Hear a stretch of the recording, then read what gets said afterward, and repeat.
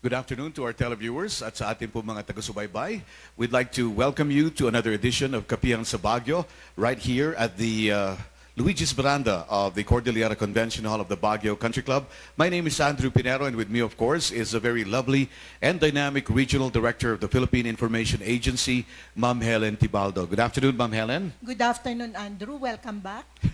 Isang maalap at mapaglaya pagbati po na magandang hapon sa ating lahat. Nandito na naman po tayo, Panagbenga Season 2024. That's right. It's the season for blossoming once again, and the festive atmosphere right here in the city of Baguio as we are bracing ourselves for the highlights of the Baguio Flower Festival 2024. So pag-uusapan po natin ang mga magaganap itong kinabukasan, no, and mga susunod pang araw, to update of course ang ating mga residents at yung ating mga turista that are planning their trip right here in the City of Pines. With the theme Celebrating Traditions, Embracing Innovation, the Panagbenga 2024 is set to captivate again our senses and celebrate the rich heritage of the Cordillera region and Baguio City. So, pakilala na po natin ang ating mga panauhin ngayong hapong ito. Unahin na po natin ang Chairman Emeritus ng Baguio Flower Festival Foundation Incorporated. He, of course, is a former mayor and congressman of the city of Baguio, a very popular figure. We have Attorney Mauricio G. Domogan.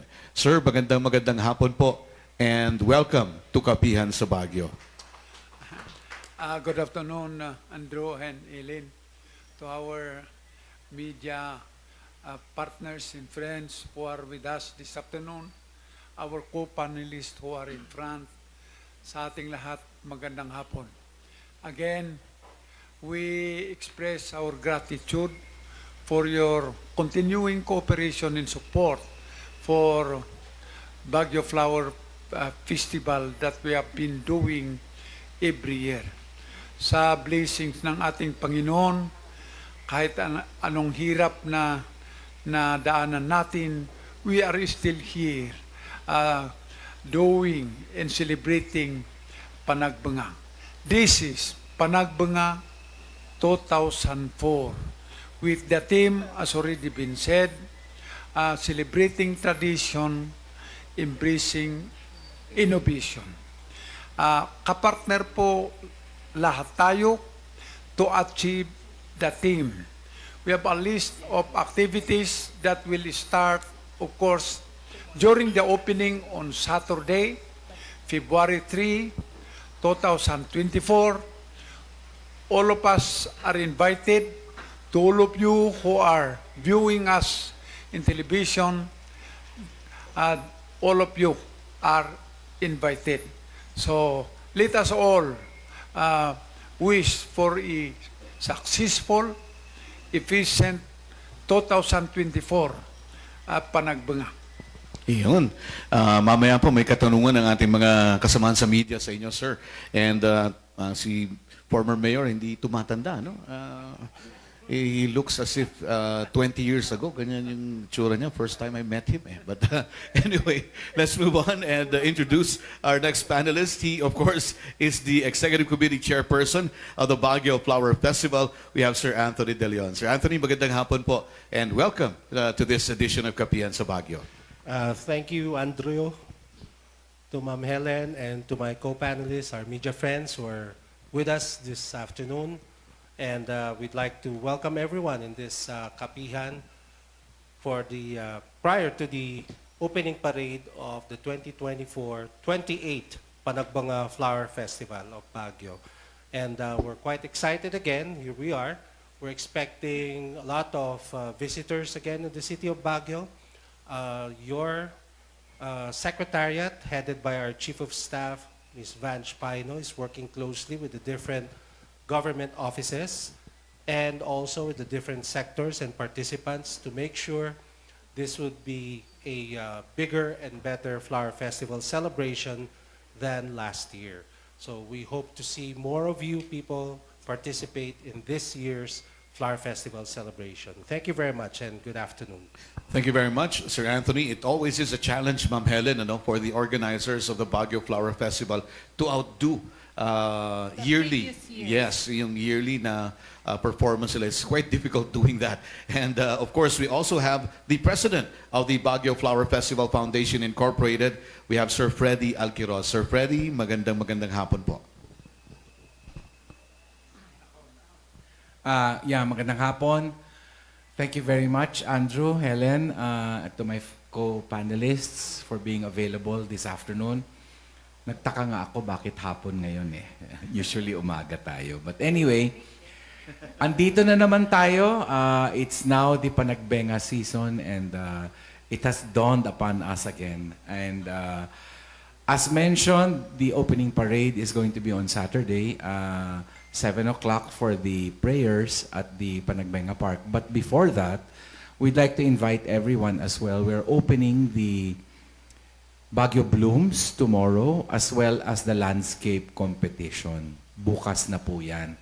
At 9 a.m. we're opening both areas in Burnham, no? At the Burnham Park. So we're opening both areas tomorrow. Kasi talagang February 1 ang start ng Panagbenga, which is tomorrow.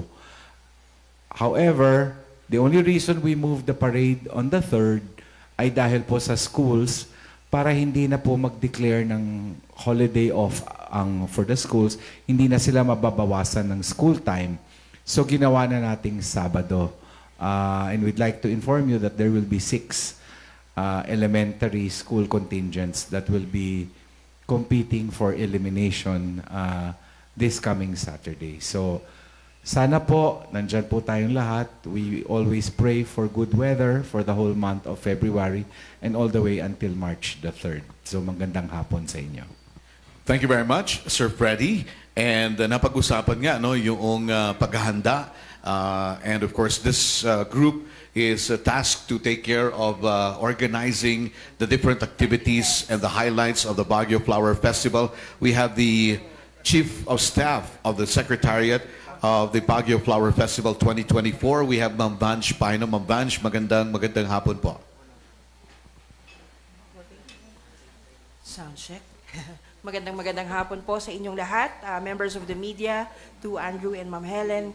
We're very happy to be here and share the latest updates on our preparations for the 2024 Panagbenga Festival. Again, it's that time of the year, and we thank the media always for your support in helping us trickle down the information to our general public. So maraming salamat po sa lahat ng mga manonood na nakaantabay at inaanyayahan namin po kayo na antabayanan ang mga impormasyon na ikakalap ng ating mga kasamahan sa media para po tayo nanatiling informed sa mga kaganapan. Thank you very much, Ma'am Vange. And of course, yung tatanungin po natin na mamaya tungkol sa competition, ano ba yung innovations at paano ba yung magiging sistema sa ating street dance competition. We have the chair of the Panagbenga Dance Competition. We have Ma'am Becca Nulod. Ma'am Becca, magandang hapon po sa inyo. Sige, ma'am. Good afternoon.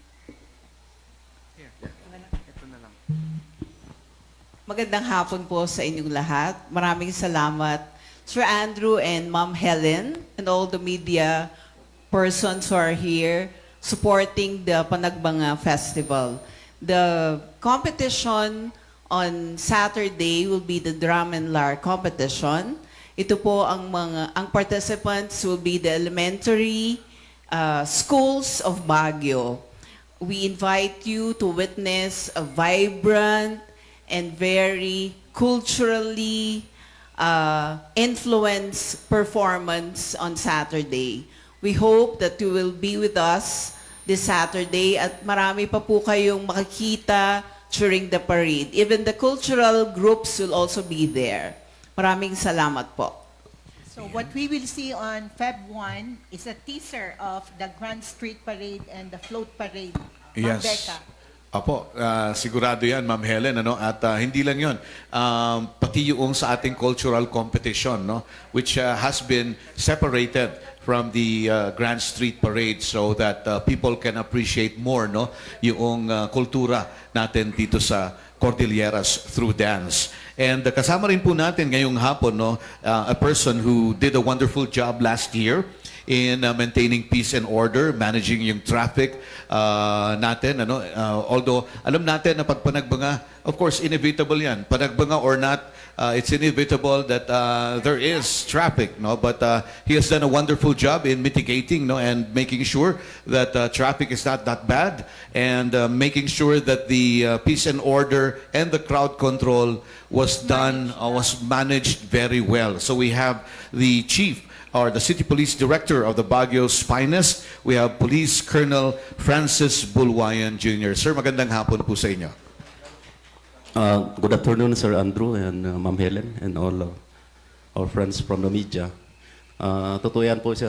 This is my second year, so I'm a little bit more confident right now compared to last year because last year we do not have the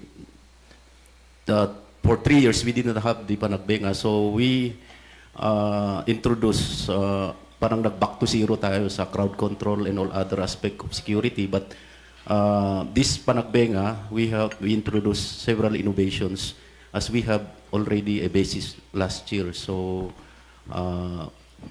we assure you that the security and the crowd control and all other aspect of public safety and peace and order is be introduced innovations for this year, Panagbenga 2024. So assured tayo. That's right. Alam nyo, isa po sa mga tinitingnan ng mga turista natin, yung mga decision makers on where to go to have a vacation or enjoy a festival is the peace and order situation of that place. And very confident po ang ating mga turista. Kaya nakita natin, yung tourism industry is vibrant. It's because they feel safe and that is because of the hardworking men and women of the PCPO. Saka importante where to go just in case they encounter problems. That's right. Very approachable po. Very responsive ang ating mga authorities. That's right. So, Ma'am Helen, siguro unahin natin, ang katanungan is, just recently we had yung issue on health challenge dito sa lungsod ng Baguio, leading towards the Baguio Flower Festival. But through the hard work of both the local government and the private sector working together, including the media, who has informed, of course, yung ating mga kababayan on what to do and what not to do, medyo na-mitigate kaagad at na-abate in a span of just a few days yung health scare na yan. How do you think can this affect the arrivals of our tourists for this year's Baguio Flower Festival? We'll ask Sir Anthony. Unang-una, may epekto ba yung nangyari sa tourism industry natin? Yes, and for that weekend, when the announcement was made that there was a problem on the gastroenteritis issue, there were some cancellations for bookings in different accommodation facilities. However, the following week, because of the actions undertaken and measures to protect the public, we were able to recover immediately naman. So to answer the question as to whether or not this would be an issue or a concern during the Flower Festival, I think not. As long as all of the concerned establishments follow the health and safety protocols and basic sanitation and hygiene practices, then it shouldn't be a cause of concern. It's really the responsibility of the establishment to ensure that anything that they serve, whether it's water or food, it should be safe for their diners, for their patrons. So, in fact, if you ask me, there should be heavier penalties for those who violate basic sanitation and hygiene practices. So it's not just a question as to whether or not the staff have health certificates, the kind of water they serve, the practices of cross-contamination in their food production, the method of cooking, the storage of their food and perishable items. All of these things come into practice. Kasi gastroenteritis, as far as I know, is not only waterborne. It can be foodborne illnesses also. So all of this should be practiced properly. There are international and HACCP standards that can be followed by everyone. So wag mag-shortcut. The problem starts when people start to shortcut their practice. And Yun. I guess it's a shared responsibility. That's right. Yung pag nag-cut corners sila, that's where problem starts. Trying to save cost. Ang nangyayari niyan, mas malaki ang nagiging problema nila. So that's very true. No? In fact, for the two events, which is the Baguio Blooms and the Session Road in Bloom, this has been reiterated. Yung food safety and even the water that's going to be served in these events has been discussed thoroughly, and making sure that everything is within the standards or above standards ng ating mga associations. Siguro bago yung mga katanungan ng mga kasama natin. Andro. Yes, yes, sir. Idagdag ko lang ito. We take also this opportunity in addition to what our executive committee chairman said. We are appealing to not only those serving foods, but especially also to those supplying waters, especially the water deliveries. It's not only because no one is really monitoring them strictly. They should likewise cooperate. If this will continue to happen, they will also be affected. Their business will also be affected. And I hope what we have been clamoring for a long time ago, that the National Water Resources Board should devolve to the local water district the function of issuing permit to deep wells. So that those of us, especially the water district, we know our backyard. And we should give in more the authority in regulatory power to somewhat look at all of this. So, yon yung apelo natin. So, to everybody, especially those who are engaged in the business of water deliveries. Para sisigurado sana nila na yung dinideliver nilang tubig is really potable at malinis. Thank you. Thank you very much, sir. And Ma'am Helen, isa po sa mga inaabangan ng ating mga kababayan, yung traffic management plan natin for February 3, which is a Saturday. Sir Francis, ano po ang magiging rota natin? Which roads are going to be closed? Which alternate routes should they take? Paano po magiging sistema natin, sir, for February 3? Actually, we have already set up the traffic rerouting scheme for the major parades, which will be on the February 3, February 13, and the 24th and 25th. It is the same traffic scheme that is to be introduced on these four major events. And actually, we have already established the traffic scheme, but we are waiting for the approval of the city ordinance. But I think it was already approved. So we will be starting publishing kung ano yung traffic scheme na ginawa at inapprove po ng council po. Okay, bago po ang mga katanungan ng mga kasamahan natin, ready na po sila. Balikan ko lang si Ma'am Vange. What would happen on Feb 1? What are the details about the Baguio Blooms and the Panagbenga Scapes, a garden exhibit? Okay. Just to update everyone, we will be having an integrated ribbon cutting ceremony at the Melvin Jones football grounds for the 11 professional landscapers who joined this year for the competition. Each of these landscapers received a subsidy of 50,000 to mobilize their landscapes and support them for the entire duration. Aside from the free space, selling space that they're getting, they're also getting support in terms of promotion of their businesses as landscapers. After the ribbon cutting ceremony at the Melvin Zones, very briefly, we move to the entrance of the Juan Luna Drive for the ribbon cutting ceremony of the market encounter. So the guests will have a turn to roam around the exhibits quickly before going to the program area at Rose Garden, of which we will start with the prayers and some speeches from our keynote for the day, our Mayor Benjamin Magalong, and then some special performances, and of course our favorite part, some snacks and beverages to freshen up, and then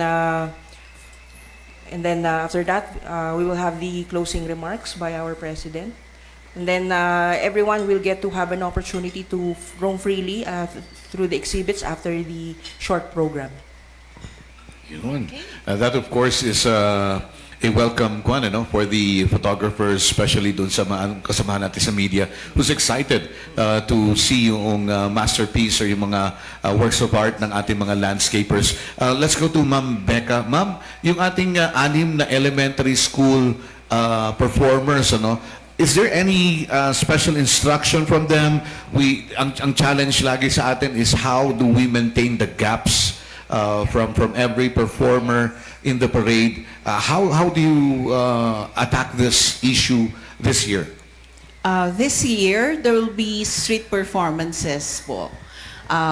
They will be performing, moving forward for 3 minutes, and then they'll be performing stationary for 2 minutes using the Panagbenga hymn. So, magiging sabay-sabay po ang pag-move forward nila.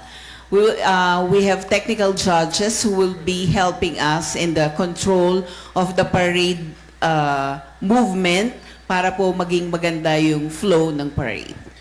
Ma'am Becca, this of course is a result of your meeting with the different coaches and leaders ng mga schools na yan. Yes, sir. We invited all the participants, coaches, and the bandmasters to join us in an orientation meeting. Actually, kahapon po yun, our final meeting. So, we reiterated what we wanted to see during the Feb 3 parade. Ayun. So at least acid test itong February 1 on how things are going to be done, and then we adjust for the main parades on February 24. Yes, exactly, Sir Andrew. Yes, Sir Anthony. You meant February 3. Yes, sir, February 3. I'm sorry. Okay. So kahit ako nako-confused na rin. Pero yung Feb 3, ano yung detalye ng Feb 3? It will be a civic parade. Yes.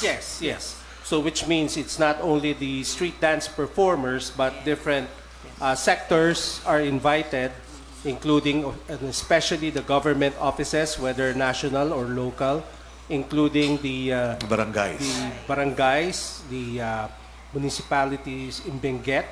So yun ang ating invited participants for the opening parade on February 3, Saturday. May I just comment on the traffic? Yes, sir. Because as we all know, nababasa rin naman natin sa social media yan eh. Panagbenga na naman, traffic na naman. Kakatapos lang ng Christmas holidays, traffic na naman. So, in fairness, the traffic last Flower Festival was very orderly and manageable. And that's compliments to our city director and his team. But people forget that the traffic for the last quarter of every year is always heavier than the several days of celebrations of the Flower Festival only. So it's not really comparing apples and apples, oranges and oranges. We're talking of 2 days as far as the Grand Street Parade and the Float Parade. And it's only a span of a few hours that the major streets are closed while the parade is ongoing. But otherwise, once these streets are open, then you have free-flowing traffic again. And in fact, if you will all recall, after the float parade last year, including the street dance, it's as if there was no traffic when the streets were open. It was free-flowing movement of vehicles. So I think it's fair to say that always And especially during December, the traffic is way heavier and nothing to be compared with the Flower Festival, which is only a question of a few days. Let's just all be circumspect as far as their comments on traffic is concerned. Yes. Madali magsalita eh. Pero iba yung if you're working behind the scenes versus hiding in your basement, posting in social media with your mom. No? Mahirap yun. But, isa sa napansin din natin, Ma'am Helen, is yung nasanay na rin kasi yung mga tao na pag parades, they leave their vehicles and then they walk. So everybody has already more or less noticed nga na mas maganda, maglakad tayo. Enjoy walking. Enjoy walking. And besides, it's February, the lowest temperature happens during this month. And enjoy the Baguio chills. That's right. So ano yung lowest natin ngayon, ma'am? 9.8? 9.8, di ba? So sabi nga nila, bababa pa daw yan. 9.8 kilometers. Ma'am Banj, question lang. Yung pong ating mga elementary schools, nabigyan na po ba sila ng subsidy? How much are we talking about when it comes to helping yung elementary schools? Okay. Meron tayong commitment sa kanilang subsidy which is typically released after the parade. Because partial performance is required before the checks are released. But we're giving them 100,000 aside from the water for every event that they're including the 3rd and the 24th. All of them will be given water support. So for hydration, we have several sponsors who are who have committed to support our contingents for the 2 parades of the performers. So pretty much they have a lot of support. And in fact, we have referred them to organizations who are very much interested to support the contingent directly. So, very kaming mag-forward. Through sponsorship. Yes. Kasi, syempre, we have organizations who are willing to support a certain contingent. What we give them is a complete list, and then it's up to them to contact them. Para naman magkaroon din ng suporta, kahit hindi man direct sa foundation, at least diretso dun sa school. Yun po. Okay. Yes, Sir Morris. Take note that despite the difficulties of the foundation, we have increased the subsidy, as already been said by Vance. It's now 100 from 70,000. So it's 100,000 Per school. Per school. Participating school. Yun. Nabanggit niyo po na tumaas ang subsidy. Last year, tumaas din yung prices natin. Sir Freddy, do we have enough in terms of sponsorship coming up with all the subsidies sa landscapers na magkano, Ma'am Blanche? 50,000? Yes, we raised that from 40 to 50,000 this year. Okay, so we have 11 landscapers times 50. We have 6 elementary schools by subsidy of 100,000. On Feb 1. Yes, on Feb 3. On Feb 3. Oh, yun. So that's huge, no? And then yung prices natin kasi gusto natin, what we have discussed last year is that we have to give more than enough, especially for the floats, para ma-recoup naman nila yung kanilang expense in And coming what up with the float. categories? Yes. So ngayon 3 ng categories natin, Sir Freddy, meaning more prizes. So do we have enough in terms of sponsorship? Yes, of course. Without batting an eyelash. we should have enough, of course, and I will make sure, and we all will make sure that we are able to raise enough funds so that at least at the end of the Panagbenga, we can show a positive or at least a break-even, no? At hindi ma-diminish yung funds ng foundation. Kasi may seed funds kami, and that's what we rely on. That's what we relied on during the COVID years, no? So ngayon, kahit nga mag-break even, and I think this year we may break even or make a little bit, no? Just a little bit. We've been paying taxes, as a matter of fact, which goes to show that there is a little bit of additional amounts that we can make. Now, hindi na masyadong mahirap dahil aside from what used to be the big sponsors, the telecoms and all of that, we have other people already that knock on our doors, na mga hindi natin inaasahan na nagnanak.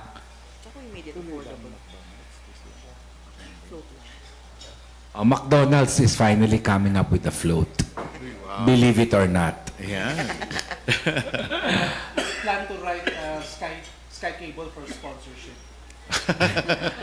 So so I think our biggest sponsor sponsor this year is Bingo Plus. But no gambling, ha? Don't mistake this for gambling. Wala hong gambling ito. This is not. They're introducing their app. I think they will be launching, or not launching, but they want their app to be, known by the Baguio folks. Not only are they sponsoring, big sponsor, they have pa float. So they're coming in medyo big this year. So maraming they've participated in almost all the festivals so far this year. So again, sa awa ng Diyos, maraming kumakatok din sa amin at marami kaming nakukumpuning funds para dito sa pagpapatakbo nitong Panagbenga 2024. Yun. Always rising up to the challenge. No? Yan, si Sir And Freddy. other than the yes, sir. Let us take note that principally, this is the effort of the foundation. Well, of course, the local government is supporting us, but the raising of funds is principally being made by the foundation. And as already shown, we are happy to say that meron tayong fondo to continue to sustain the Baguio Flower Festival, which is principally also for our city and for the entire region, being managed by the foundation. Yan. Thank you very much, sir. Nabanggit yung pondo, no?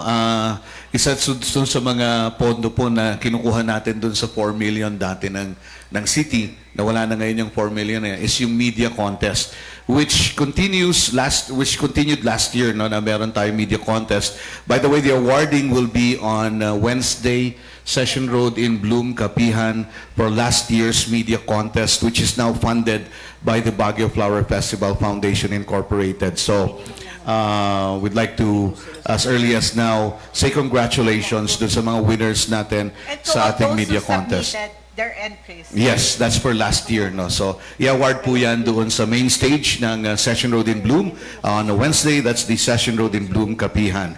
So, yung mga photogs natin, mga news writers, mga radio broadcasters natin, definitely will be having yung mga winners, will be having a happy Panagbenga dahil may enjoy nila yung Session Road in Bloom. I think they have to spend the money there, no? Yung Blow out kanilang tayo. cash prize. Blow out tayo. Papablow out tayo kay JJ. Mukhang marami yatang entry si JJ doon. Andrew, O si Mar. before yung tanong ng ating mga kasamahan, balikan ko lang si Sir Anthony. Other than the festival events that we fund, we have CSR. May mga corporate social responsibility projects ang foundation, and to name a few, sir. Free books.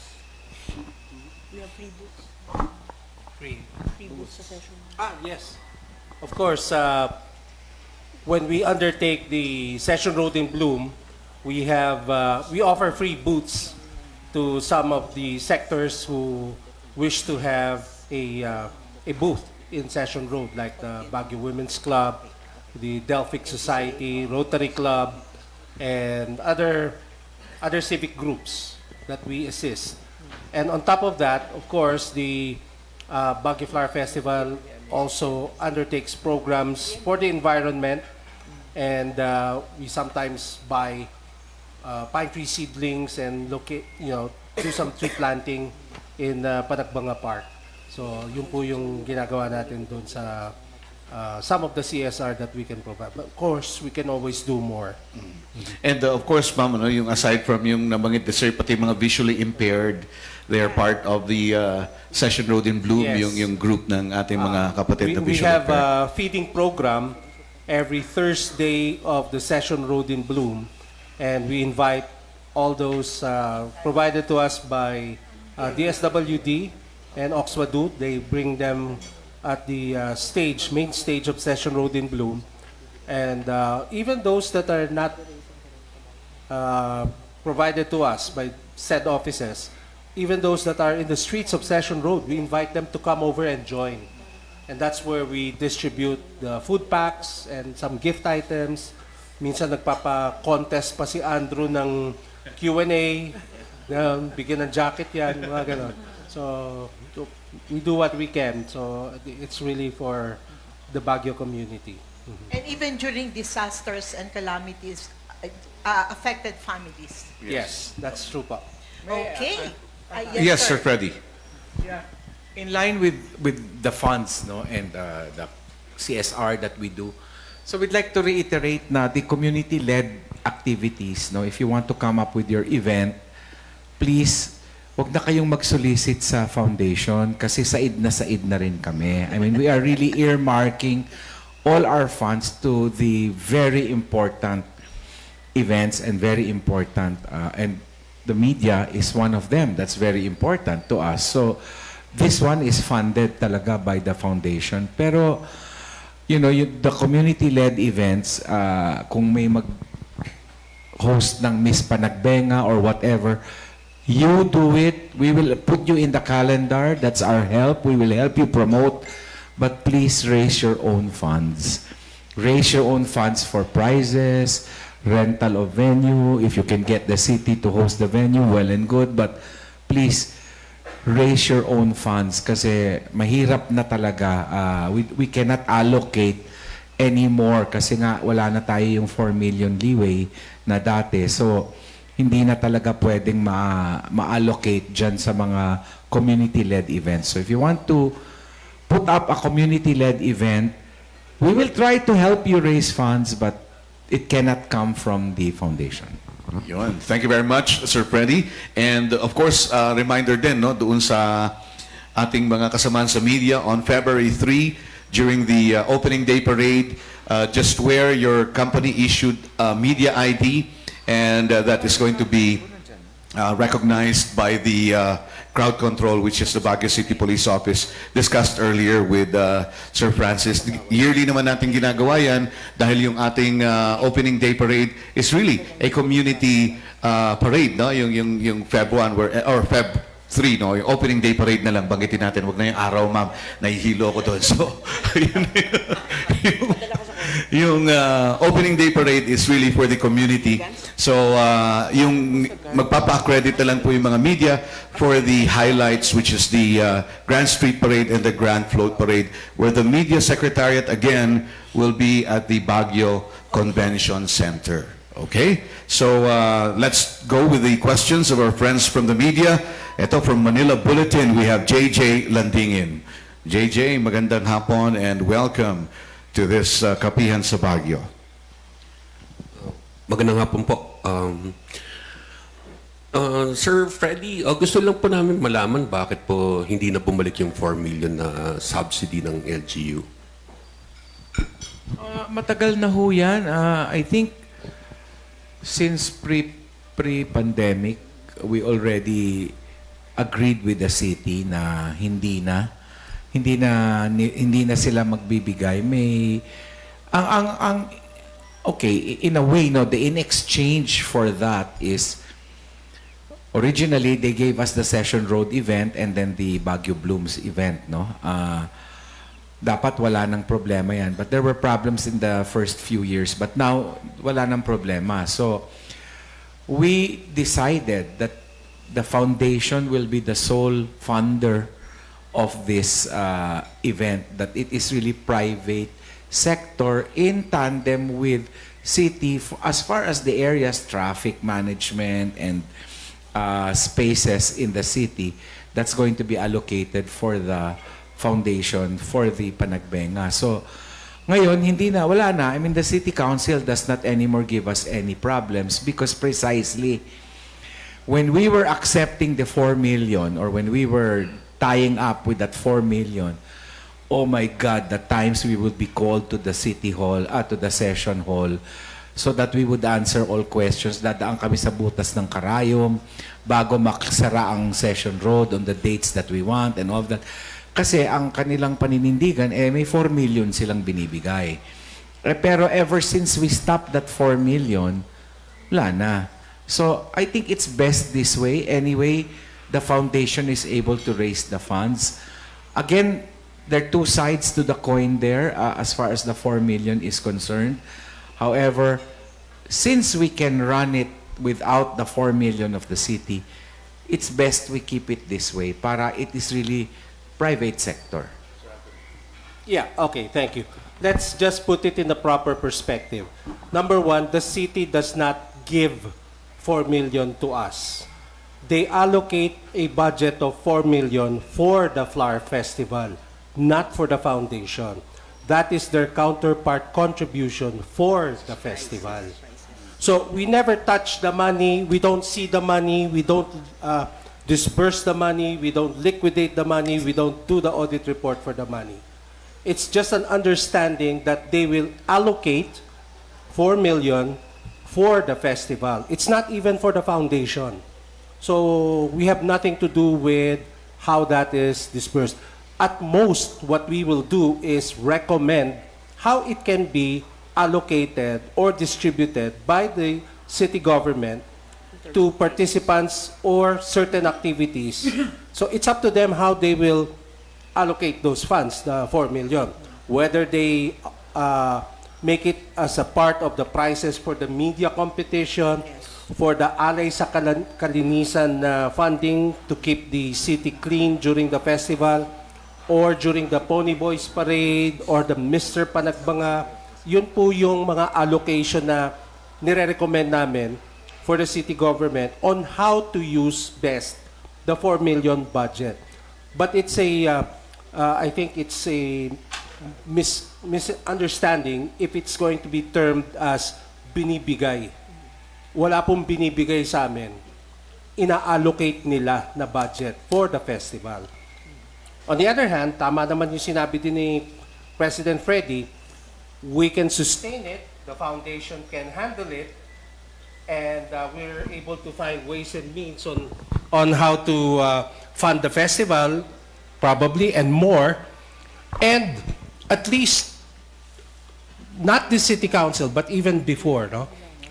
Hindi na yung kami yung hinaharas na, where's your audit report? Where's your liquidation report of the 4 million? Which we never handled. Misleading. Magpapapress release sila na etong foundation hindi pa nag-audit report ng 4 million. Hindi nga namin hinawakan yan. Kayo may hawak. Kami hahanapan nyo ng audit report. Hindi ba ridiculous yun? No? There's a thin line between stupidity and genius. So, hindi namin alam kung nasaan yung katwiran nila ron. Okay? But we never touched it ever since. Just to put it on the proper perspective. Thank you. Let me add this. You know, how the 4 million came into existence. We did it. We have to give gratitude to Mang Bernie, as in our companion, when the foundation was struggling to fund the festival. Halos wala namang nanggagaling sa city, is coming from the national government. There's a matter of teamwork and partnership that we were able to do that. How? Kung sinong congressman, during my time, I fund projects identified by the city, which is funded by the city government. From the moment na approve yung funding from the national, i-realign yung city yan for the festival. Ganon. And we have been doing that years and years. But I am happy to say na, as already been pointed out, the foundation is able to grow its resources and income, and is now able to fund it by themselves. Of course, with the help of the city government, in terms of what President Freddy had said, in allowing the utilization of government properties. Yun yung ano. So, let us not give somewhat color of other suspicion kung bakit. Anyway, as we said, the foundation is capable, walang problema. Okay, let us do it, remove the 4 million coming from the city government. And, tama yung sabi ni Tony, na during our time, the 4 million was principally allocated for the prizes. Of course, in teamwork with the foundation, we allocate those the prizes for the Grand Street Dancing Parade, for the float parade, and other prizes. That's principally where the 4 million subsidy, and it is the city that directly release this amount to whoever are the winners. It does not go to the foundation. So it's correct na it's not money coming from the government being given to the foundation, but it is money being appropriated by the local government for the festival. I repeat, principally for the prizes. Thank you. Thank you very much po. Sir Freddy, yung ating mga sponsors, as you mentioned earlier, bumalik na ho ba lahat sila? At did they come back on board? And who are, call this, how many of our sponsors have returned, and how much money were we able to raise now to stage the event?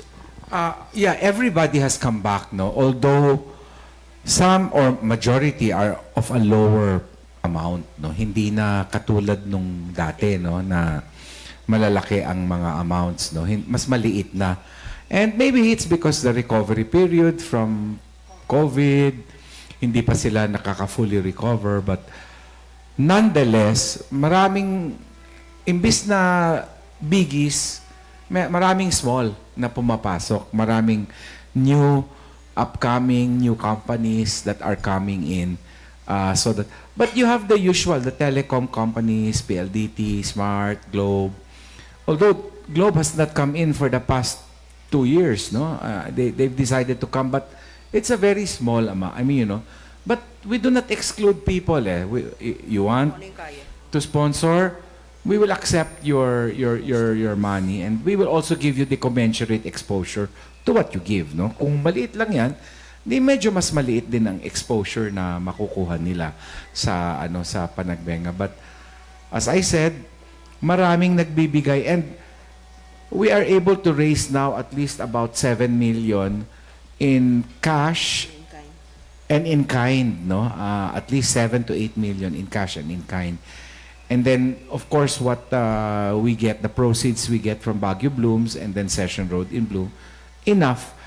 As we said before, it takes about 14 million pesos to run the Panagbenga. And now a little higher because we added a category for, what do you call this, for the small float.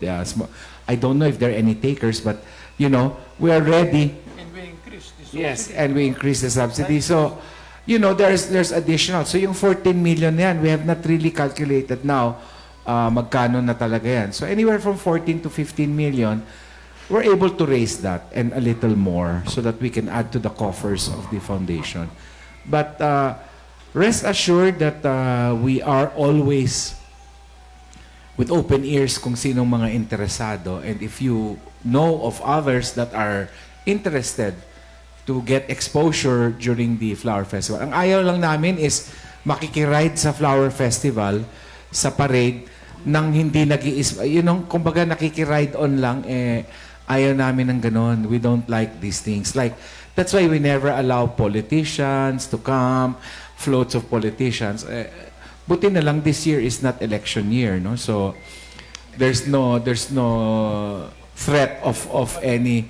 What we do not allow is politics. Yes, we do not allow politics. No, we don't allow politics in our, and they know that. So, as we said, we don't like freeloaders, and even small, okay lang, we will give you your due 5 minutes of fame, as Vanch would say. But, you know, it's open. We accept from all the sponsors, be it kind or cash. Basta yung kind, yung magagamit namin. Like, for example, water, food.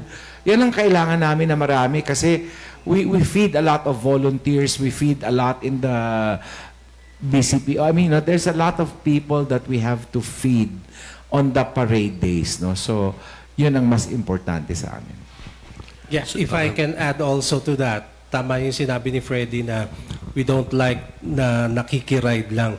Kasi may mga sponsors na hindi mag-i-sponsor, hindi magbibigay sa foundation, they will not deal with us, pero magpapagawa ng tarpaulin with the logo of the Flower Festival, saka ngayon maglalagay sa mga, sa mga tindahan. They will bypass the foundation. Nakikita namin yon, so we take it down. Tapos, yung mga, we have marshals for that eh. And I think si Monch pa nga ang in charge dyan. Monch Salud. There are maybe upcoming politicians or incumbent politicians, not necessarily here in Baguio, Benguet, but even outside, yung mga congratulations, warm greetings to the people of Baguio, congratulations to the Flower Festival, etc. We take that down also. Okay, so yeah. So just be warned na lang yung mga nagbabalak ng ganon. Sir, yung number of visitors but this month, are we expecting it to be a record breaker? Because as you have, we've been interviewing you since we opened, and you said it's been like business is booming. So would this month be a record breaker for the history of the Baguio Flower Festival for terms of tourist arrivals? I'll be cautiously optimistic on that one, because if after the opening of the destinations after the lockdown, we had what everyone dubbed as revenge travel, particularly for year 22 and 2023. But definitely it will reach a plateau and normalize. So this is what we're experiencing and seeing for the year 2024. So I wouldn't describe it as record-breaking or more than the people that we had in 2023. It may normalize to pre-pandemic levels na. Because at the time when we were enjoying the revenge travel visitors here in Baguio City, let us remember, some destinations have not opened yet. Because one of the few cities that opened earlier during the lockdown was really the city of Baguio. And of course, the city itself is a natural attraction and a tradition for most to come up. So I wouldn't describe it as record-breaking, but cautiously optimistic. We'll try to meet the same number as we had last year, but if we break it, then well and good. But I wouldn't describe that what we're going to experience for 2024 is still part of the revenge travel. It's more of normalizing pre-pandemic levels. Salamat po. Follow-up lang kay City Director. Sir Francis, last year you handled the OPSEC of the whole parade. Would we be seeing the same uniformed police officers this time to secure the whole parade route again and making sure that like overall like how you handled it last year, or would you be introducing some new innovation this time? Yes, sir. As I have mentioned, last year kasi is we do not have yung pag-comparean. So dinamihan na natin yung police last year, but eventually this year we will reduce. Kasi may mga nag-comment na overkill yung crowd control, and we observed na tumatalima naman yung crowd. So we do not need that much personnel to control the crowd. And may mga barriers naman to assist. So we will reduce yung number of personnel na crowd control. Kasi ang complaint din nila is nabablakan yung mga sa dami ng pulis, parang yung pulis na ang napapanood, sabi ng mga social media. So we introduced innovations like we clustered the whole parade route into 6 sectors. So one sector has its complementary na plainclothes, tambuli, and of course yung personnel natin of crowd control. So to manage yung smaller yung management ng crowd, smaller people yung minamanage ng isang sector. So those are the innovations that we will introduce for this year. Just to add, JJ, no, last year was very important for the Baguio City Police Office and the crowd, no, because it was the first time that we had lesser communication groups. No, if you remember in the past, talagang buong stretch ng parade communication groups yan na iba-iba. But this year, we saw police officers and they were not looking at the parade; they were looking at the crowd. So that's what's important. They were really doing their jobs. Rather than yung iba kasi, ang pagka-volunteer, they have the prime position to enjoy the parade. But in the case of the police officers, they were really doing their jobs and they were looking at the audience. Kaya na-appreciate ng crowd yun at sumusunod sila sa ating mga police officers. Tsaka sir, yung simulation that you did last week, would you be doing a couple of simulation before the actual mounting of the parade, or was that already the final simulation for the police upland, sir? Yes, this is a series of simulations and we have different scenarios. Yung mga scenarios, at least 3 scenarios nung last week. So we will be doing the other scenarios naman this week. So it will be a continuing activity hanggang dun sa main event, which is the February 24 and 25. And I would like to add dun sa sabi ni Sir Andrew regarding our acceptance of volunteers. Sa crowd control lang kami hindi nag-accept ng volunteer. So all others na communication group, yung sa medical emergency volunteers, and all others are nag-deploy naman kami.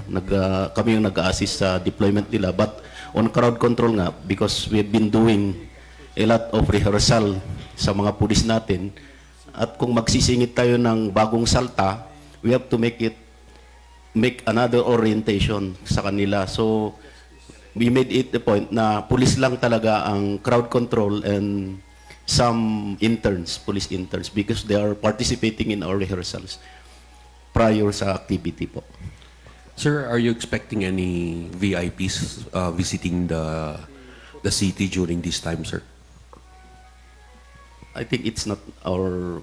We've been asking kung sino yung mga VIPs to the BFFI para may complementary security and all other aspects. Sir Anthony, meron ba kayong darating? Yes, we're inviting Secretary Frasco, the ambassador of Singapore to the Philippines. And I think we're expecting the ambassadors of the different countries in the European Union, according to the chair of the Tourism Council. So I have not received any formal communication on that matter, although she mentioned that to me verbally.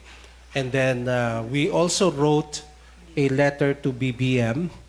So hopefully, if he can come here, then he'll be part of our festivities.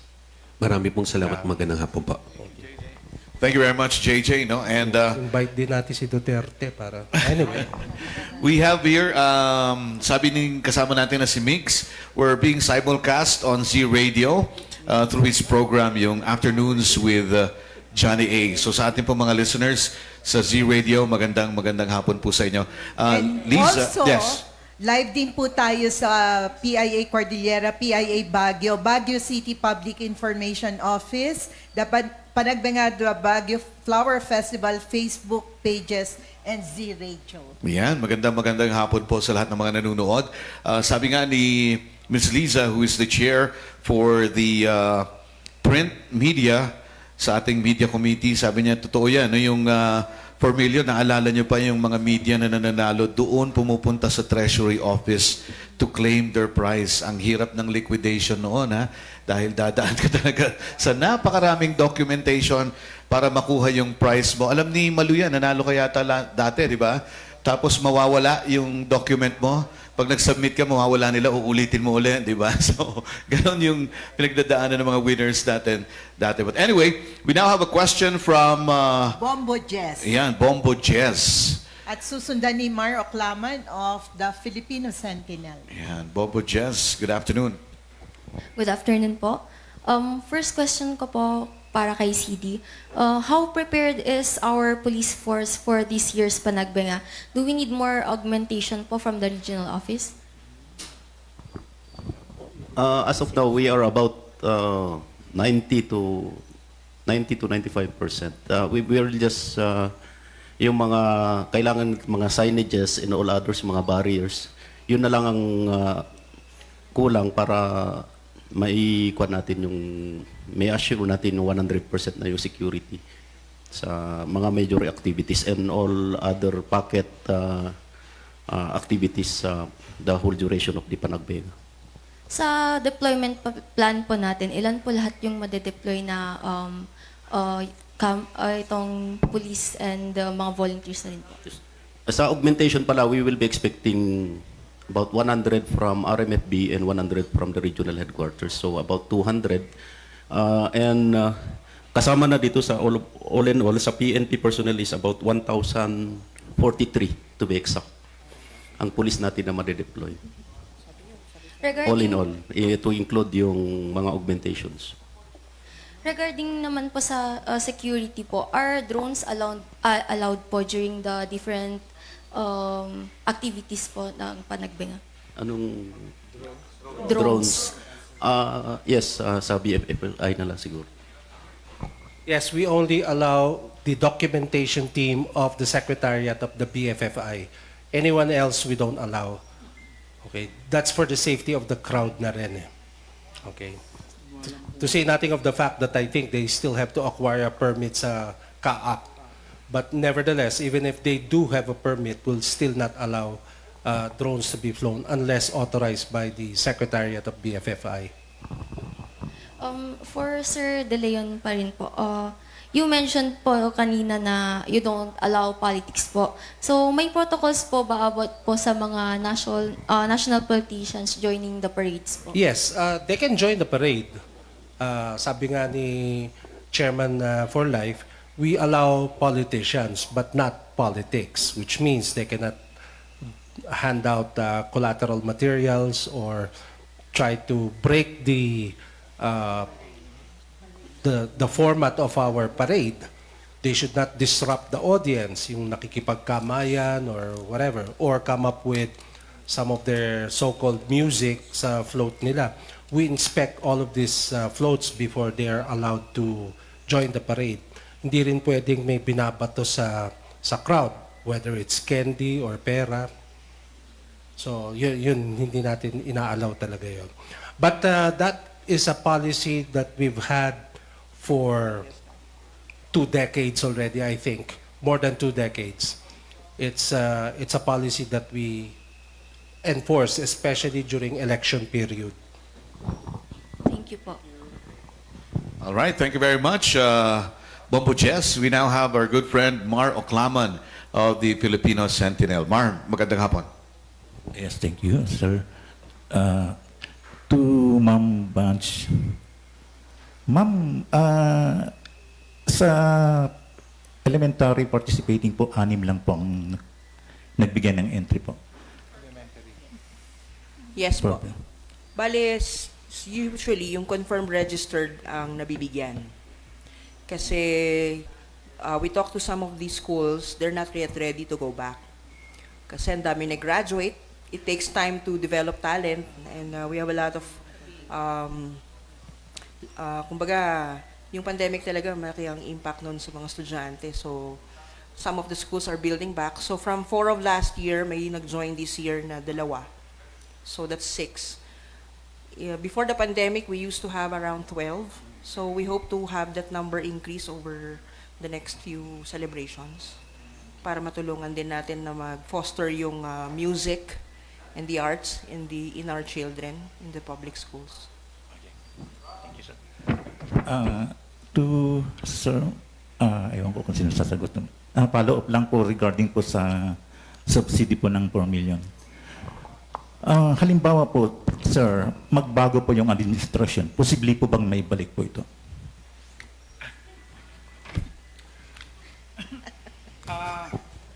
If the foundation will continue to be able to sustain itself, the celebration of the, if the foundation will continue to sustain itself, to continue funding the flower festival, there is no need to ask the coming back of the local government. It's enough that they are supporting the festival by contributing, of course, the usage of all government roads, parks, and others. Take note that is not only the local government, even the national government through the public works in highways, because like Sesión Road is a national road. So we need, of course, the support also of the Department of Public Works in highways. So there we are. That's what we are going to do, and hopefully we will continue to sustain it and maintain it that way. Okay, maraming salamat po, Sir. Thank you. Now we have Thank you very much, Mar. People's Television, Glory Balengan. Glory.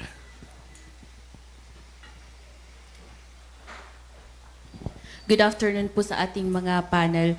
Unahin ko muna si CD. Sir, or sa BFF, may mga identified schools po ba tayo na pwedeng gamitin as parking areas during the 24 and 25 events natin? Sir Francis.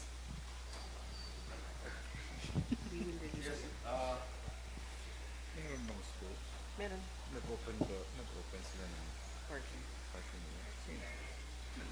Yung mga parking space for participants, we have the yung sa schools division office, mayroon silang open space doon na yung sa likod ng gym. And all others na yung iba, yung mga tourists na they can just park in their billeting areas and other areas that offers parking. So yung priority natin is yung sa parking ng mga participants. Especially kasi nagkukan sila ng mga gamit doon sa starting point doon sa Panagbenga Park. So all parking spaces in that area is reserved for the participants of the parade. Okay, sir, thank you.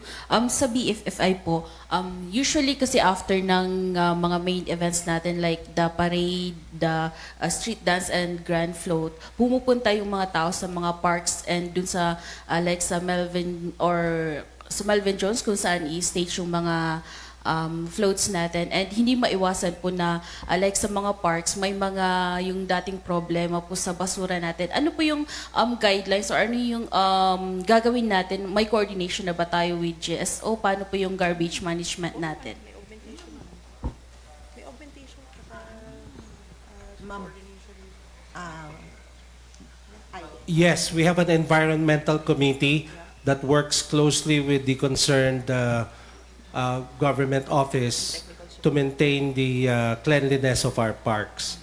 So we have volunteers, we have chair on the environmental committee, which we started when we started participating in the running of the flower festival.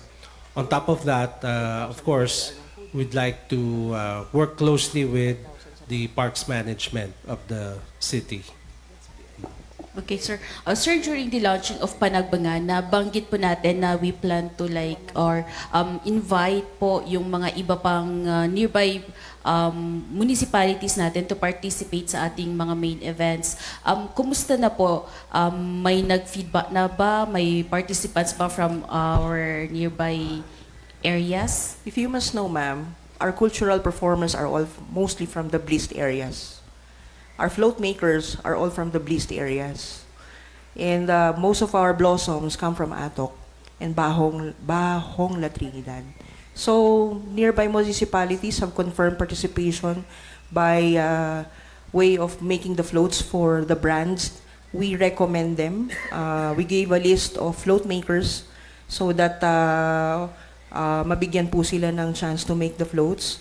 In fact, kulang nga yung slots, so we're looking for more float makers this year kasi yung mga common na nasa list namin, fill up na po. So, doon naman sa schools, participants, sa elementary, kahit konti lang sila, hindi naman nawawala yung participation ng tuba at saka yung, of course, our Baguio participants. Yung sa festival dance at saka sa cultural dance, expect some contingents from La Union, Nueva Ecija, Pangasinan, and I think we have 2 guestings from Cavite and Bicol under negotiation. So we will reveal that in due time. Kasi we have a registration period naman po for our participants until February 5, and we hope to extend pa rin that one to February 10.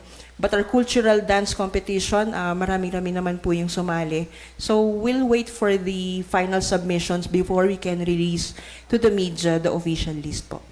Just to add, na-confirm through Mayor Benjamin Magalong ang municipality of Atok that they will be joining the float parade. So may sariling float ang municipality of Atok. Yes, please. And can we just take note of this one?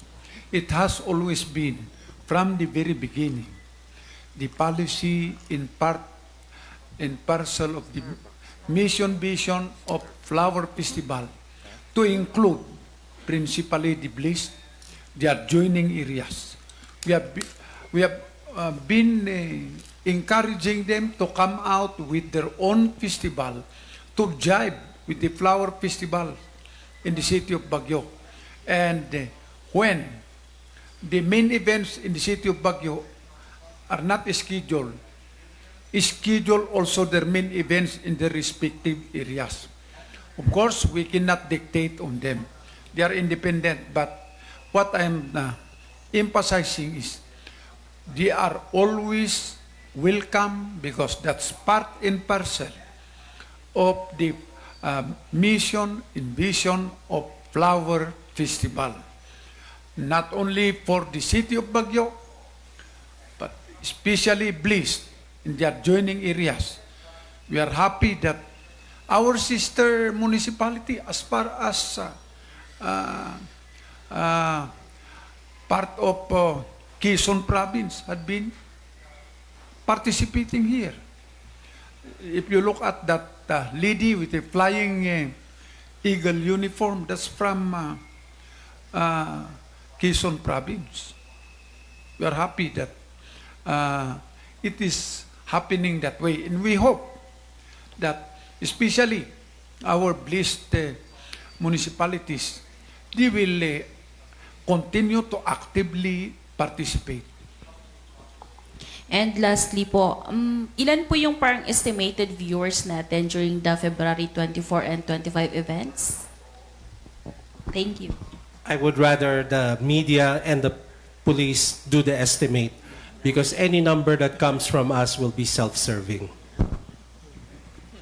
Okay, thank you very much sa ating kasamahan from PTV4 Cordillera. So we now have a question from our good friend from the Philippine News Agency and the chair for the print media. We have Ms. Liza. Magandang hapon po. Yung question ko po para kay Sir Anthony. Sir, ang tourism is always synonymous to economic growth.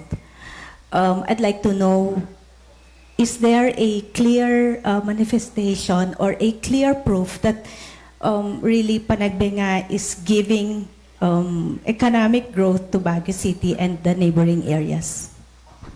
From the private sector point of view, especially for somebody who's in the accommodation sector, yes, we can definitely say that it has spurred economic growth in terms of the generation of employment.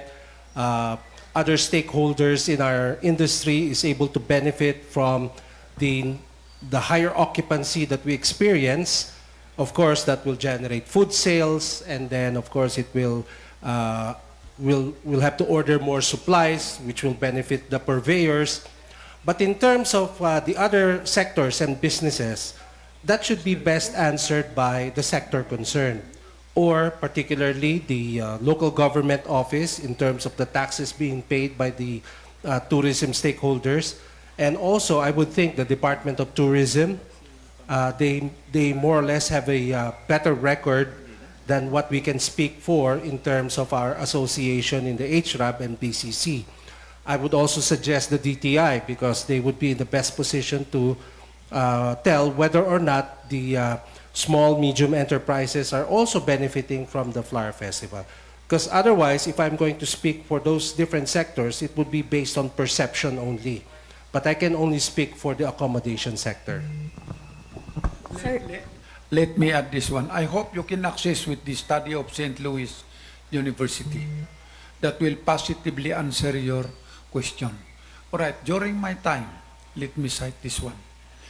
You know, we were only collecting 13 to 15 million business tax in the city of Baguio.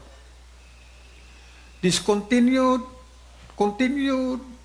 and continue to climb when we have all these contributory activities, and one of them is the Flower Festival.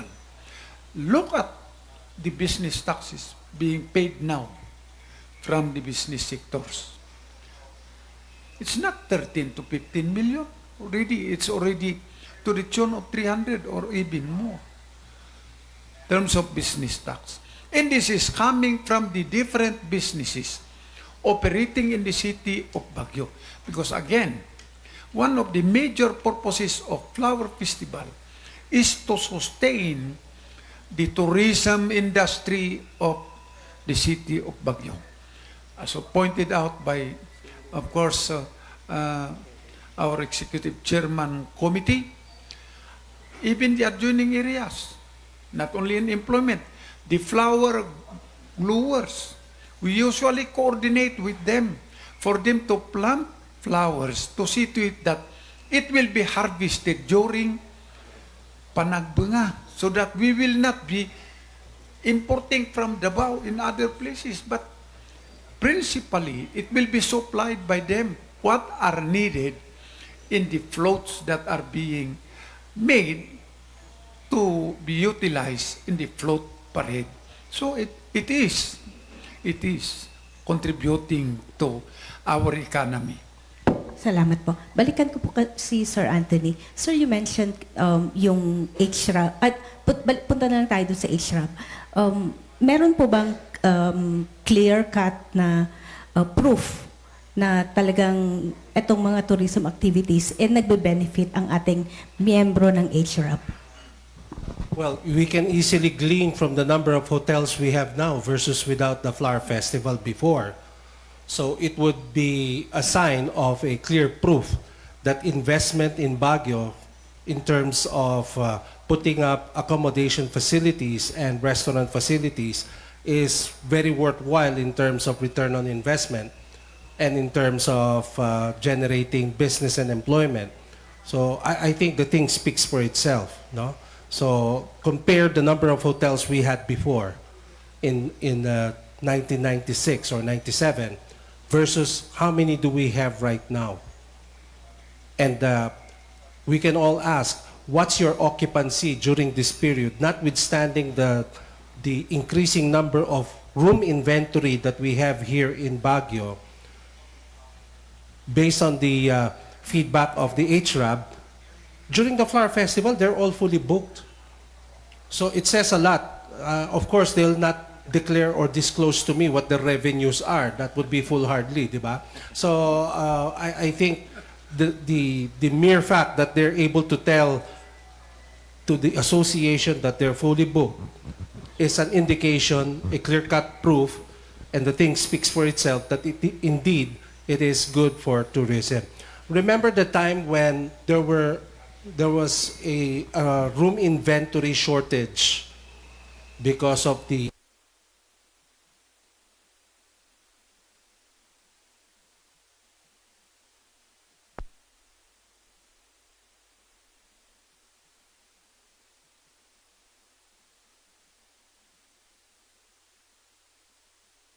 ng parade, sasabihin doon sa doktor, manonood muna kami ng parade. Sabihin, may nararamdaman or magpapacheck up, magpapakonfine. Kasi walang kwarto eh. No, this was like what, 7, 10 years ago? Ganun yung nangyayari nun. Okay? Follow up. May I add, no? That's for the hotels, no? Me on the restaurant sector, next to December, February is the highest month for my restaurant. I don't know with the rest in the restaurant business, but I think February is there in the very high revenue months for the year, no? And I think this is because of Panagbenga. You have to look at Panagbenga as a February 1 to March 3 event. Kasi we are always focusing ourselves on the two parade dates, no? This year being the 24th and the 25th. Huwag natin tignan dyan dahil tignan natin ang buong buwan from February 1 all the way to March 3. And I am always, with the help of the media, please, let's try to promote all the other events. We have on the 11th, the handog ng Panagbenga sa Pamilya Baguio. There are many things happening at the Melvin Jones on that day. And we'd like to invite tourists to come over. That's the weekend, no? So, please help us promote. I'm always trying to promote all the others that this is a whole month event, and let's not focus only on the 2 days of the parades, because again, it gives a headache to the BCPO, for the traffic management. But once you spread it out and you see the occupancy throughout the month, you will see, and then also the restaurants, you will see that February is a very, very high revenue month for all the HRAB sector. Even the taxis, you talk to the taxi drivers, you talk to the, the casual vendors, the market, the, what do you call this, Mice View Park. I ask them, what is the month that is next to December? I mean, let's not compare Christmas time, no? Or, I think February even outdoes Holy Week, but because Holy Week jumps from either March to April, no? I mean, sometimes it's March, sometimes it's April, but really February is up there, very, very high up. Pagka pangit ang business niya during the Flower Festival month, ang may problema na either yung service niya, yung product niya, or all of the above. Salamat po. Sir, during the pandemic, may nabanggit ka po na it will take 2 to 3 years for the tourism sector to recover from the effects of the pandemic. Sir, 2023, medyo maganda na yung ating Panagbenga. Umaasa tayo na magiging maganda ulit ngayong 2024. How important is Panagbenga sa ating recovery? It is telling everyone that we're back in business, that everything that we do here is safe. We're one of the first cities to open during the pandemic, and it says a lot that as a community, we're very resilient. And the projections, nobody predicted this. Everybody was projecting 2 to 3 year recovery. But in fact, when we talked about this in the association, in 1 year's time, most of the establishments were able to recover their 2-year losses in a span of 1 year only for 2022. Sabi ko nga, pagka hindi ka naka-recover based on the revenge travel that was happening at that time, ang may problema na yung establishment, Halimbawa, kung hindi siya nag-i-improve ng sanitation and hygiene niya at puro gastroenteritis yung mga kaso ng customer niya do, talaga wag niya expect na makaka-recover siya kaagad. They have to change the way they do business. But for those who are following the standards and have established a reputation, definitely in a year's time, they were able to recover the 2-year loss. And right now, we're still reaping the benefits. But eventually, as I mentioned earlier, we're reaching a plateau already. So I don't think this is revenge travel. We are already going back to pre-pandemic levels. Sir, panghuli po. Let me just add this one. Again, let us take note that one of the reasons why we came out with the Panagbenga is for us to recover from the killer earthquake effect of 1990. That's one of the factors. We came out with this activity has already been explained and said, it is doing positively. Panghuli po, Sir Anthony, tawag doon, pwede po bang, or based on what you said a while ago, is it safe to say that the tourism industry has already recovered? Yes. Maraming salamat po. Thank you. Okay, maraming salamat, Lisa. Thank you, Lisa. Text in and online questions for Mambanj. Schools participating, meron tayong subsidy. How about the prices? Are there increases in the prices? Well, we have subsidies for elementary. Elementary lang po. Elementary lang ang may subsidy. Yes, ma'am. Pero sa prices sa elementary, We will maintain it because we increased it last year. okay. In the open category, Yes, ma'am. We with the same 200,000 for the top price.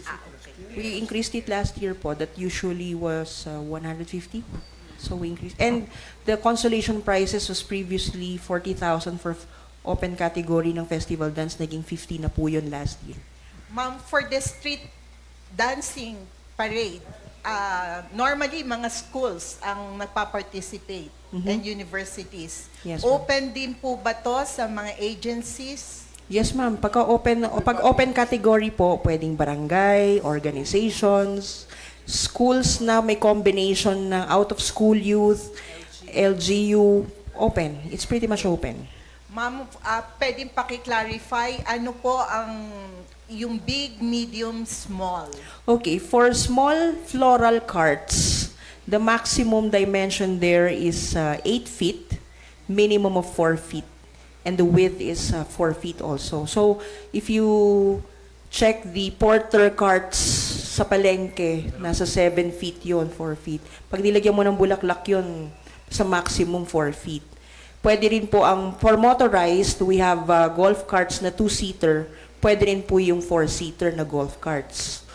For the medium category, this used to be the small float last year.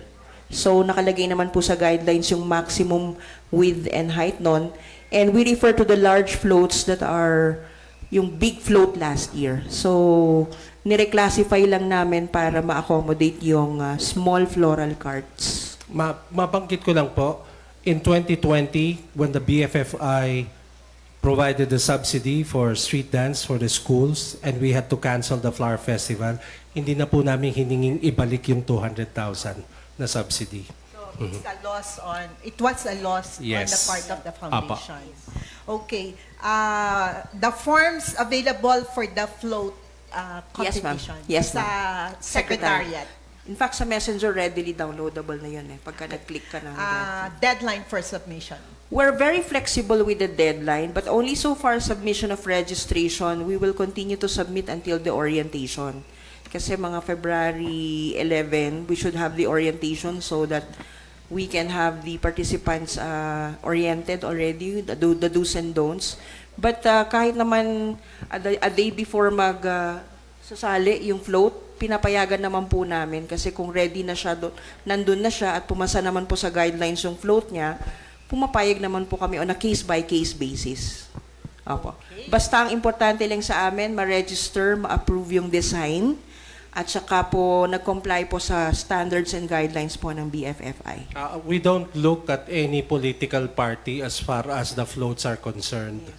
As long as they meet the guidelines that has been provided by the foundation, we will approve or disapprove it, depende how they intend to put up their float. Because there's a certain percentage, like 90%, has to be flowers. Yes. But if it's less than that, we will not accept it. We don't accept floats with political color na lalagyan ng party or vote whoever or yung mga ganun pong mga campaign slogans. We don't allow that. So all of these, the guidelines and the forms downloadable Yes, at po. the Panagbenga Flower Festival Facebook. Yes, ma'am. Messenger. Yes. Okay, let's have a rundown of the 28th Panagbenga the Baguio Flower Festival calendar of events. Feb 1 is the Panagbenga Scapes, a garden exhibit at the Juan Luna Drive, Burnham Park, and the freestyle open category at Melvin Jones Football Grounds. Feb 1 also is the Baguio Blooms, the Market Encounter, Juan Luna Drive. On Feb 3 is the Panagbenga Opening Day Parade and ceremonies it will start at the Panagbenga Park and converge at the Melvin Jones Football Grounds.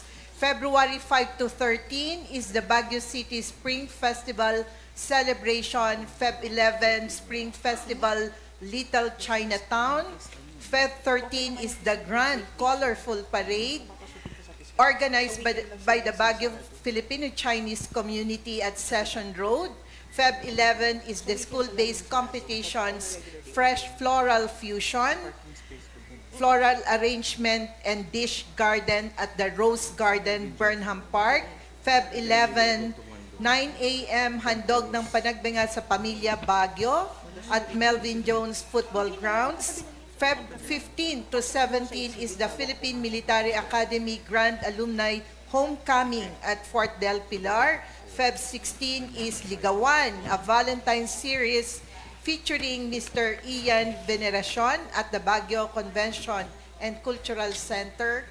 Feb 11 is the school-based landscaping competitions, the Green Classroom at Baguio City Schools. Feb 18 is the Fluvial Parade at the lake, 10 a.m. at Burnham Lake. February 18, 2 p.m. is the Rhythm and Blooms of the Highlands, also at Melvin Jones. Feb 24 and 25, the Panagbenga Festival sponsors exhibit Melvin Jones Football Grounds. Feb 24 is the Panagbenga Grand Street Dance Parade and Panagbenga Grand Floral Float Parade on Feb 25. Feb 26 to March 3 is the Session Road in Bloom. March 1 and 2, Panagbenga Flower Tea Golf Classic at Baguio Country Club, and March 3, the awarding and closing ceremonies, and March 3, citywide Celestial Blossoms Grand Aerial Fireworks displays. So we're inviting everyone on a month-long Baguio Flower Festival 28th Panagbenga staging here in Baguio City. Alright, Ma'am Helen, kunin na po natin ang mensahe ng ating mga panauhin. Unahin po natin ang butihing City Police Director ng Baguio's Finest. We have Police Colonel Francisco Buluayan Jr. Sir, your message. As a parting message, I would like to make again an assurance that the BCPO have prepared a lot for this activity, and we can assure you that the security and safety of all the participants, visitors, and residents alike will enjoy the festivity without worries of their safety or security. That's all. Thank you very much, sir. And of course, ang mensahe po ng chair ng Panagbenga Dance Competition, Ma'am Becca Nulod. Ma'am? We invite you to witness the drum and lyre competition on February 3, and and the street parade of the cultural competition participants. The cultural competition will be on February 18, 2 p.m. at the Melvin Jones stand. And then the grand street dance parade and competition will be on February 24 at 8 a.m. at the Melvin Jones. This will be the drum and lyre category and the festival category. Thank you very much. Thank you very much, Ma'am Becca. At ang mensahe po ng Chief of Staff ng Secretariat ng Baguio Flower Festival 2024, Ms. Vange Pino. To the members of the media, thank you for helping us promote the event. As usual, may we rely on your support. As usual, we will extend the usual support. But I'd like to give due recognition to the Academe for their support for the festival. Lagi kong sinasabi, actually, nasa likod ng Panagbenga yung mga kabataan. So, nagpapasalamat kami sa mga Academe na nag-extend po ng support by sending their OJTs, especially St. Louis University, University of the Cordilleras. Maraming salamat po. At saka doon po sa aming mga volunteers po, the Deltans and the Kaakibats, at higit po sa lahat, ang ating kapulisan na naniniguro na tayo po ay laging safe and sound pagka panahon ng festival. But we'd also like to thank the Board of Trustees of the Baguio Flower Festival Foundation for all of the support that we get through the years. And of course, the City Government of Baguio for all of the support via logistics, the use of the venues, the departments that we coordinate every year, like GSO, SEPMO, City Admin Office, through Engineer Bonnie de la Peña and staff. And of course, the Office of the City Mayor through Denise and Samantha have been very supportive and helpful, and for the City Tourism Office for helping us promote, and the Baguio Tourism Council as well through Ms. Gladys Vergara. And hindi po natin nakakalimutan po yung partners natin sa events like sa Baguio Blooms Market Encounter, and our landscapers who are really the heart of the landscaping competitions, and our float makers and our farmers in Benguet. So maraming salamat po sa inyo. All right, thank you very much, Ms. Vange. And ang mensahe po ng President ng Baguio Flower Festival Foundation Incorporated, Sir Freddy Alquiros. Sir Freddy? Yes, maraming salamat, Helen and Andrew. And thank you for the media. Kayo po ang aming partners para ma-promote po natin, as I said, promote po natin yung February 1 all the way to March 3, no? Pero kayo po ang poste namin para malaman ng buong Pilipinas na merong ganitong event tayo for the month of February, and specifically nga ang sinasabi at nagfo-focus tayo lahat dun sa dalawang parades, no? So, maraming salamat sa inyo. And you know, from us in the foundation, we will work very hard, no? Nakikita naman ninyo, kaya yung schools, pinasalamatan ni Vange, yung mga schools, kasi that's the biggest contributor in this parade, no? Are the schools. Sila talaga ang backbone, kasi sila ang Saturday, di ba? Sila ang first. Sila ang una na sasalang dyan. And that's where the culture comes in. That's where the participation of the community is at its biggest, ano? So, maraming salamat sa mga tumulong, sa mga nagtutulong, at sa lahat ng citizens of Baguio. Tulong-tulong tayo sa pag-stage natin itong Panagbenga 2024. Maraming salamat. Thank you very much, Sir Freddy. At kunin din po natin ang mensahe ng Executive Committee Chairperson ng Baguio Flower Festival, Sir Anthony De Leon. Sir? Thank you, Andrew and Ma'am Helen. And I'd like to thank the media for giving us your time to listen to the presentation and plans and programs of the Baguio Flower Festival Foundation and its secretariat with regards to our festival for this year. This is never a one-man show. It's a team effort. And all of us here will do our best to make it as successful as we can.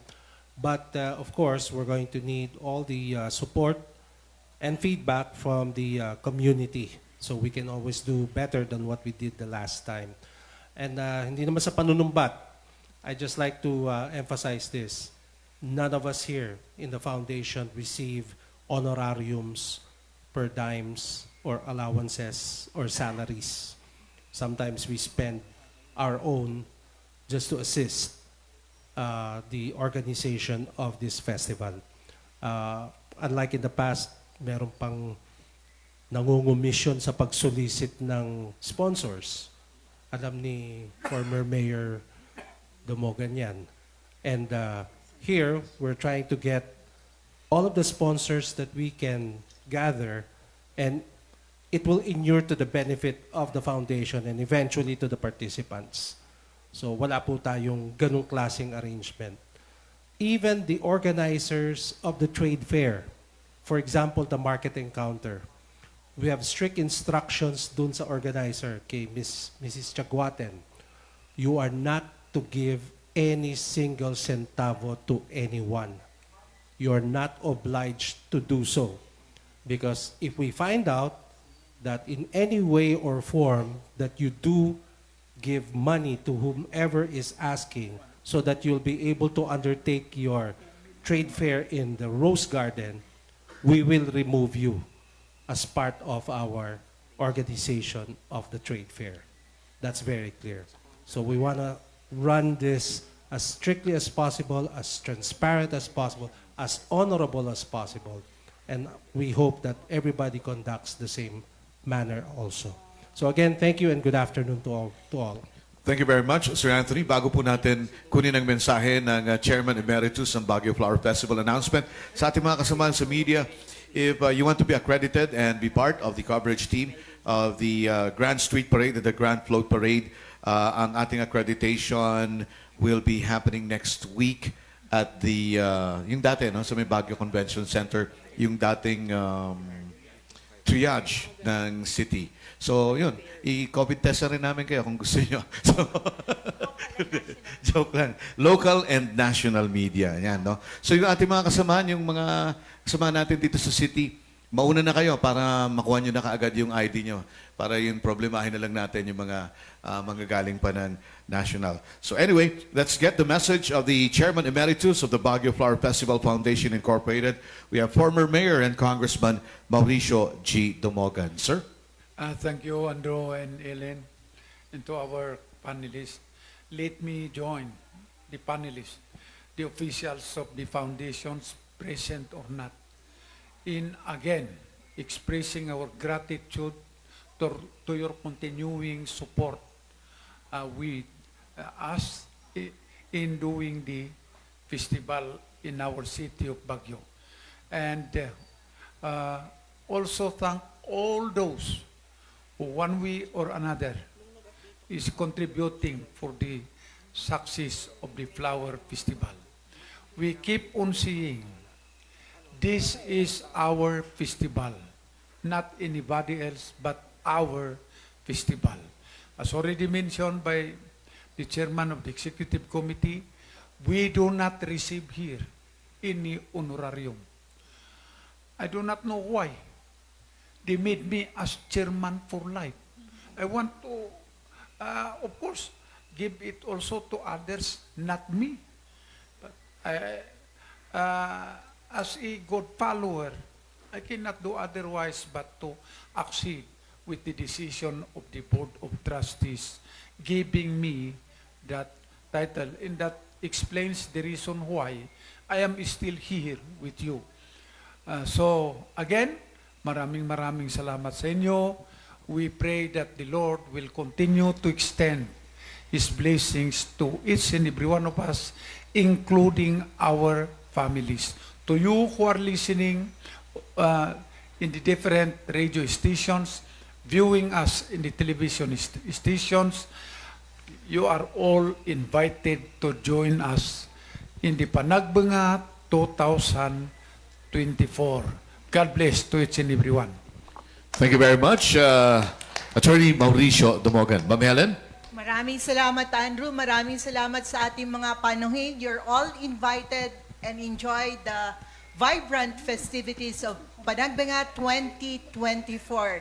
So let the community spirit evolve with the shared celebration and added activities and events happening in February. Maraming salamat po, and maraming salamat, Andrew. Thank you very much, Ma'am Helen. So with that, we'd like to invite everybody to join us for the opening of the landscaping competition and Baguio Blooms or the Market Encounter. That's tomorrow. At huwag niyo pong kalilimutan, ang opening day parade ng Baguio Flower Festival 2024 is on Saturday, February 3. Till then, thank you very much. Good afternoon and God bless.